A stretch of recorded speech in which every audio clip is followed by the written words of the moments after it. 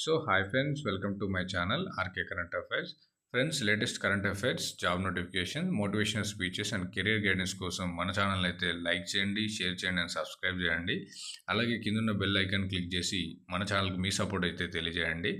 So friends, today మనం discuss చేయబోయే topic ఏంటంటే నెక్స్ట్ జనరేషన్ లాంచింగ్ వెహికల్స్. మనం లాంచింగ్ వెహికల్స్ అంటే పిఎస్ఎల్వి, జిఎస్ఎల్వి, LVM3, SSLV లాంటి లాంచింగ్ వెహికల్స్ అయితే మనం చూడడం జరిగింది. కానీ మొట్టమొదటిసారిగా ప్రధాని నరేంద్ర మోడీ గారి నేతృత్వంలోని కమిటీ రీసెంట్గా దీనికైతే అప్రూవల్ చేయడం అయితే జరిగింది. The next generational launching vehicle or Surya, previously referred to as unified launching vehicle. దీన్ని ముందుగా యూనిఫైడ్ లాంచింగ్ వెహికల్ అని అనేవారు. ఇప్పుడు దీన్ని నెక్స్ట్ జనరేషన్ లాంచింగ్ వెహికల్ అయితే అని అంటున్నారు. It is a 3-stage partially reusable rocket. ఈ రాకెట్ని మనం మళ్ళీ కూడా యూజ్ చేసుకోవచ్చు.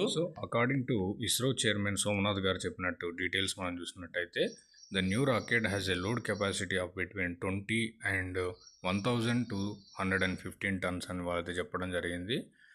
The first NGLV launch is tentatively scheduled for 2034 and 2035.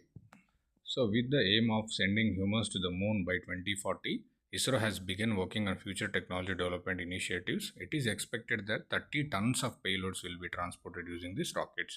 అంటే 2040 లోపు మనుషులను చంద్రుడి మీద పంపించాలనే mass of group of people పంపించిన ఉద్దేశంతో ఇదైతే చేయడం జరిగింది.